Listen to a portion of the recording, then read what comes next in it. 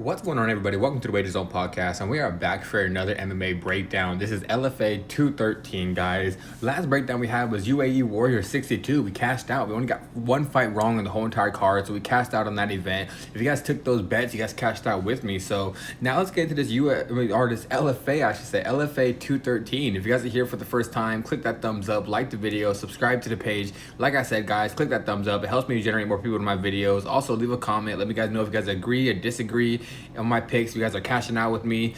And also, guys, at the end of this video, if you guys don't know yet, all my bets will be in the description. So check out the description because my bets will be there. What I'm telling, if you guys want to tell me, you guys want to fade me, exactly what I'm taking on the bets. So yeah, guys, like I said, check out the description, like the video, subscribe to the page. All right, now let's get into this LFA 213. First fight of the night is going to be Jose Avalos taking on Corvin Allen. I'm taking Avalos, guys. He is the underdog, but I'm taking him. I think he's going to be able to stop a lot of the forward pressure of Corvin Allen. I think he's going to be able to stop a lot of the takedowns. And if this fight's on the feet, it's going to be 50-50. Excuse me. If it's probably going to be 50-50. I think Avalos has a really good overhand right, and he tends to land it. And Corvin Allen doesn't tend to move his head very well. And I think he's going to be able to get hit with those shots.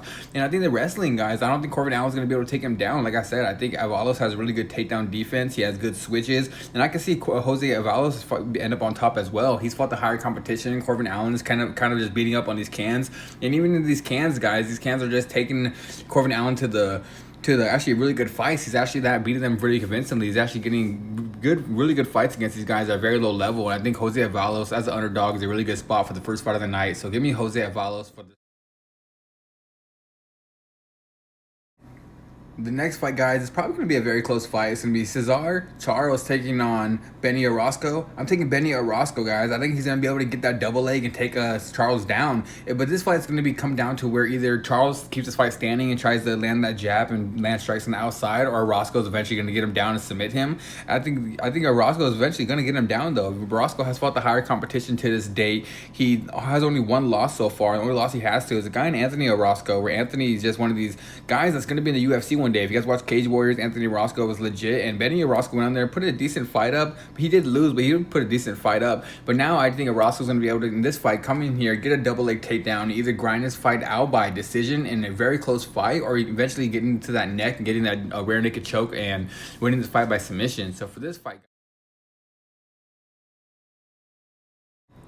next fight, guys, it's going to be Naomi Young taking on Alandria Rosales. I almost said her name wrong. Alandria Rosales. Guys, I'm taking the underdog in this one as well. It's almost a pick-em, but she's a slight plus money at a plus 110. I'm taking Naomi Young. I think Naomi Young's going to be able to stop some of the takedowns and land those strikes on the outside. When it comes to kickboxing, Naomi Young is just a way better overall striker, and she hits with power, and I do believe she can end up hurting Alandria. Alandria, I saw in a fight where she fought Sydney Trillo, another girl that does really good Muay Thai, ended up stopping her takedown, and she got beat up pretty bad. And I think if Naomi Young keeps this fight standing up, she's going to win this fight very convincingly. But if Rosales gets this fight to the floor, I don't see her submitting Naomi Young. I think she'll probably end up grinding her out. But this is a close fight, don't get me wrong. Probably not one you want to put too much investment in, but I'm taking the underdog, guys. The dog or pass for me.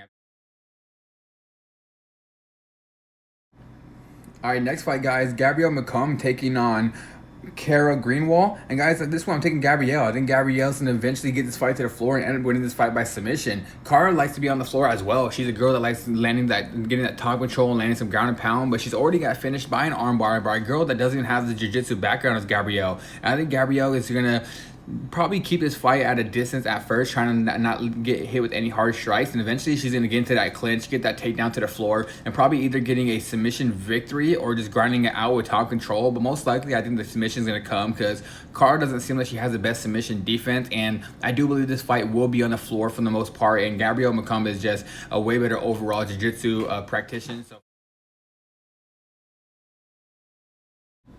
all right, next fight, guys. Noah Bey taking on Cedric. I think it's Manho. In this one, guys, I am taking Noah Bey. I think this fight is just a big difference in skill levels. I think Noah Bey is a way better all-around striker and kickboxer. I think Noah Bey is probably going to win this fight by knockout. I don't see how Cedric wins this fight. Maybe if he gets this fight to the floor. But I think Noah Bey's takedown defense is going to hold up in this one. And if Cedric tries to stand with Noah Bey is just a way better all-around striker. And I do believe he's probably going to end up getting this knockout. So for this fight, guys, give me Noah Bey.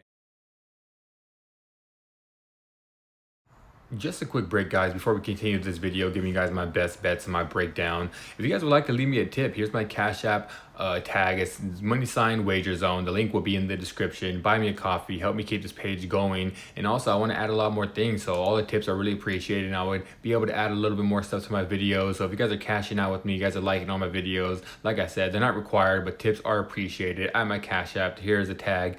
And like I said, also, the link will be in the description.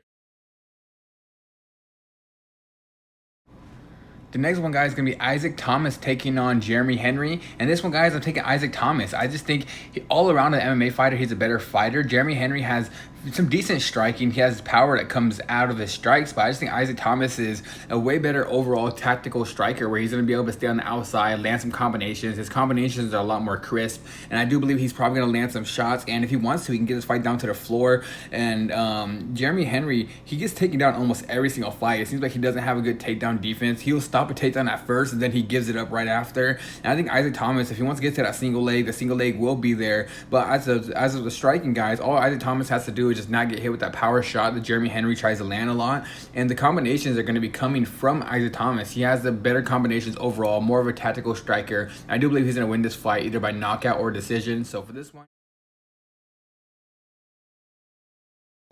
all right, guys, next fight, Shaylor Lad taking on Pedro Lay Jr. I'm taking Shaylor Lad on this one, guys. I just think he's a better overall striker. I think he's a better overall wrestler. I think Pedro Lay's going to try to get this fight to the floor, but I think Shaylor Lad's going to be able to stop a lot of those takedowns, and I think he may end up on top. I bet against Pedro Lay last time, and I took Villicano, but it was a very surprising victory for him. He went on there and kind of dominated that fight. I was actually kind of surprised. He earned my respect, and I think this guy's actually a really good fighter now, because I didn't think he was that good. But now he's having a bigger step up in competition. Shaylor Lad that fights with a good camp. He is Aspen Ladd from the UFC's brother, or Aspen Ladd. I don't know if she's in the UFC anymore, but this is her little brother, and he trades with a lot of great people. And I do believe this one is going to come down to where he's fought a decent competition. He has more of a background around him in MMA, and I think he's going to come in here and win this fight probably by decision or a knockout.